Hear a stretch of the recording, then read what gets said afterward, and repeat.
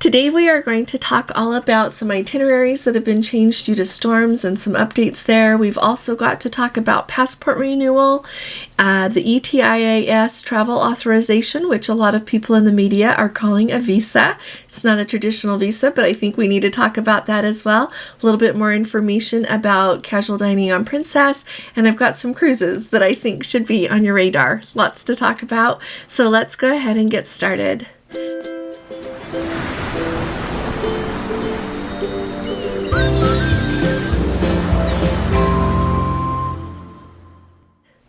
Hi there, this is Allison with Let's Go Travel Tips, and today is Monday. It is September 25th of 2023, and I'm back here at headquarters. It's really nice to get to be home for a minute here.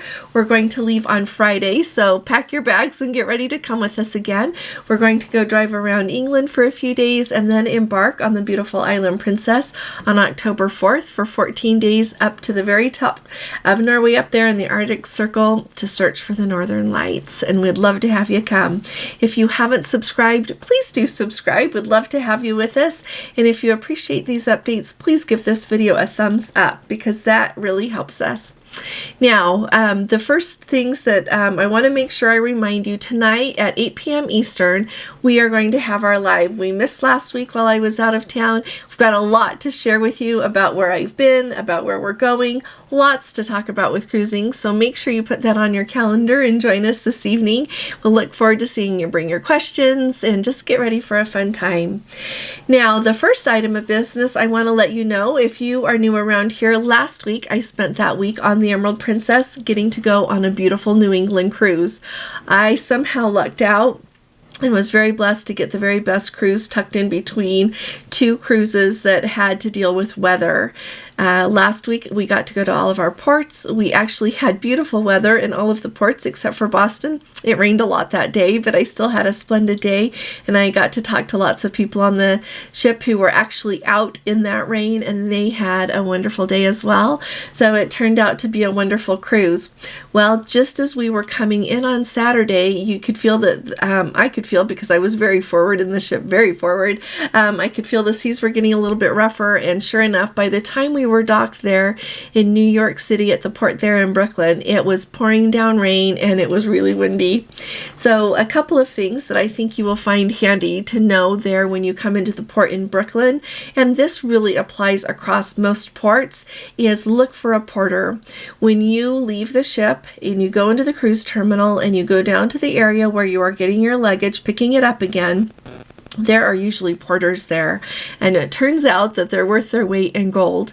When I was there, there was a man there, lots of porters available, and so he helped me put my bags on his cart, and off we went. And the nice thing about porters in most of the ports is they'll pass by the huge long line to go through customs. So to go through customs and border patrol, they had the photo recognition, so you didn't even have to have your passport out, but you had to go through a long line for it. There were quite a few people in the line when I was going through, and he just bypassed it, took me right up. I was just through that fast. When we got outside, he just skirted the long lines of people, got me right up to the transfer bus, put my luggage below. I did give him a good tip, but I wanted to let you know that's a really good option and very worthwhile, especially because it was pouring down rain and I was trying to hold on to my coat so that I didn't get soaked. And you know what? I got on the bus and my coat was wet, but the rest of me was dry because he was handling my luggage and I wasn't trying to take care of it. So there's a thing to think of, even on a beautiful day. That's a really good tip. Anyway, so we had that storm, got over to JFK, and then I started getting notifications on my phone that my flight might be canceled due to weather. So for a little while there, I was really worried. We ended up leaving an hour and a half late, and I got home just fine. But the people who embarked on the Emerald Princess that day, unfortunately, they ended up having to anchor out in the harbor there for a while. My understanding is that it was overnight to let the worst of the storms go by. So they had to cancel their port stop in Newport, Rhode Island, and the captain said that your ride up to Boston was going to be a little bit bumpy. The silver lining in all that is rather than getting to Boston at 11 a.m., I believe that they all got there at 9 a.m. this morning, and so I hope that they're having a wonderful day, and I hope the rest of their cruise gets to go as scheduled. So that's the update with what's going on with the Emerald Princess right now. We've also got a big itinerary change. Well, big. It's a big deal on the Majestic Princess. The Majestic Princess right now is completing her last sailing of the Alaskan season. And I noticed on the news that there is this big, what are they calling it? A bomb cyclone that is starting to hit the Pacific Northwest here in the United States. So I don't know if the changes on the Majestic Princess are related to that exact storm or if it's a different storm, but they were set to cruise through Hubbard Glacier, and it's scenic cruising. They take you down this beautiful bay, Yakutat Bay, into the Bay of Disenchantment, I believe is what it's called, Disenchantment Bay, and you get to view the Hubbard Glacier. They turn the ship around. It is always spectacular, but because of the rough weather coming, they had to abandon that option, and they are just sailing back through a more sheltered way through the Inside Passage to get that ship back down to Vancouver as scheduled. So I'm hoping that they still get to see some beautiful scenery there, but it sounds like the voyage will definitely be a lot smoother going the way that they're going to go rather than their scheduled path back to Vancouver. So that's important. And I would also say, with today being September 25th, there are cruises that go clear through. The very last cruise on Norwegian is going to depart from Seattle on October 19th. On the Bliss, it is a 7-day cruise, and on the Jewel, it is a 9-day cruise. So some things to keep in mind when you are looking at booking your Alaska cruise is that the later it gets in the season, the greater the chance you have for poor weather. And sometimes, we look out and it's absolutely beautiful, and sometimes it's not as good of weather. So just kind of keep that in mind when you're booking your cruise.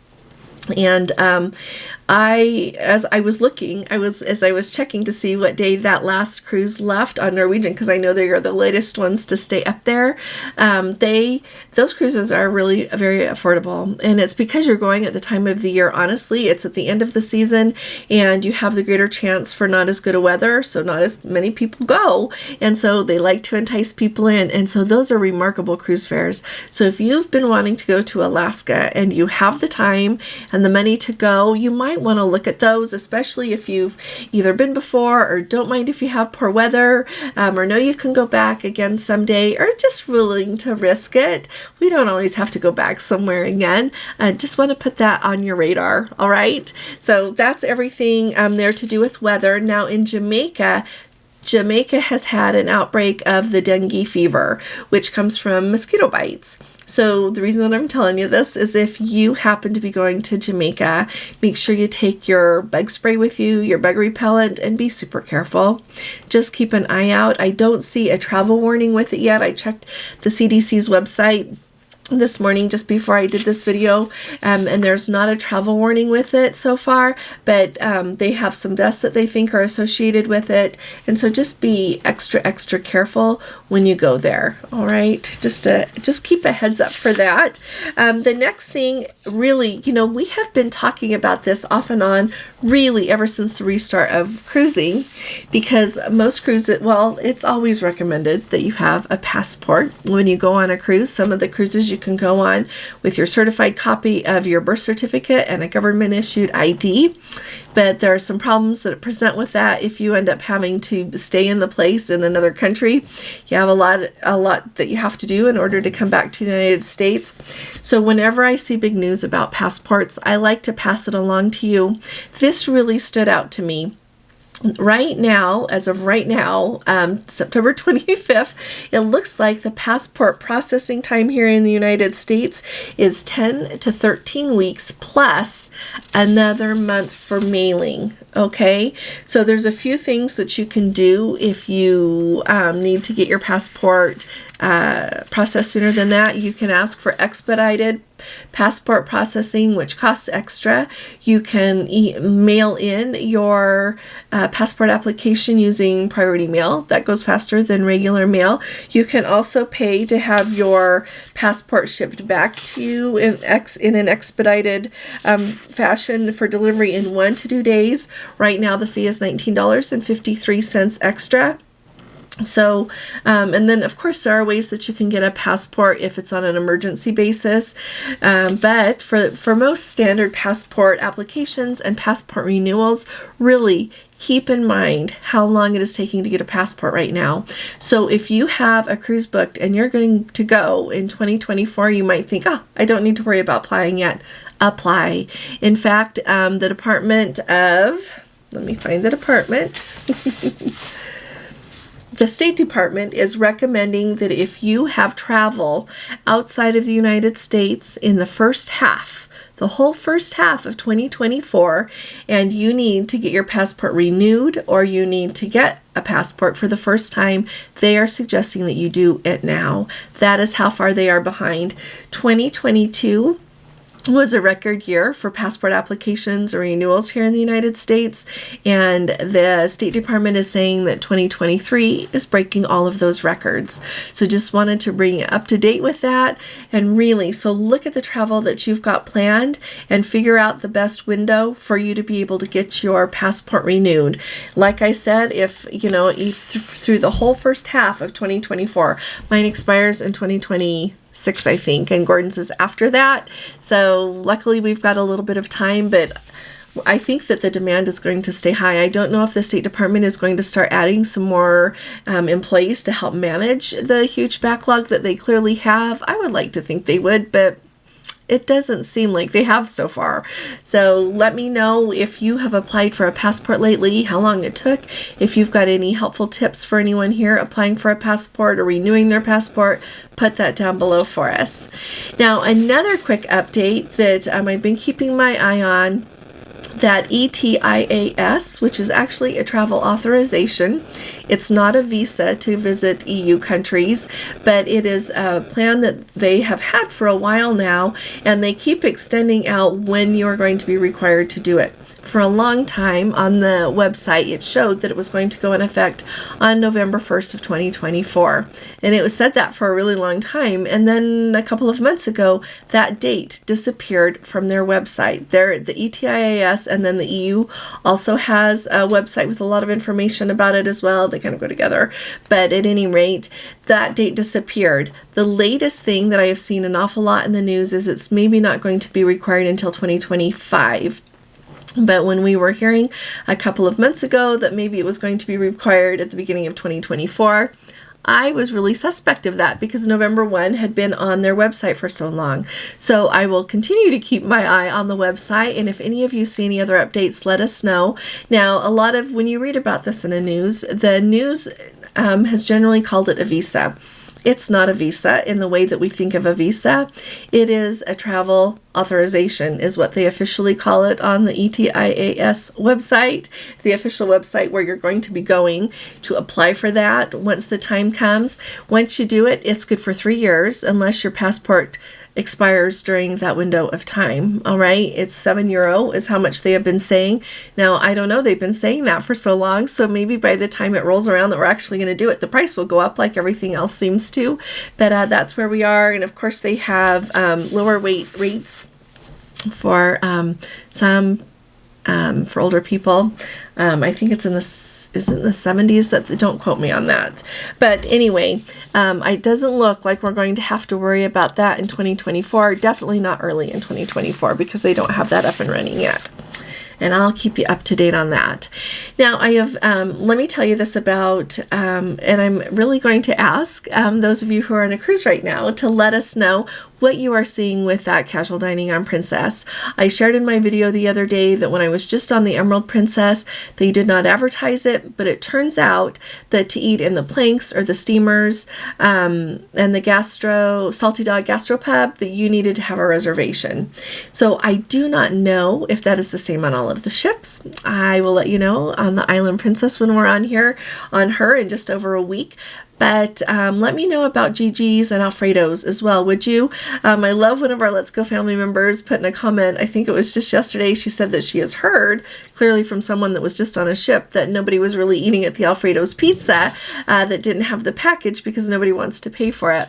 I think I'm probably in that class of people. I wouldn't pay for it either if I don't have a package.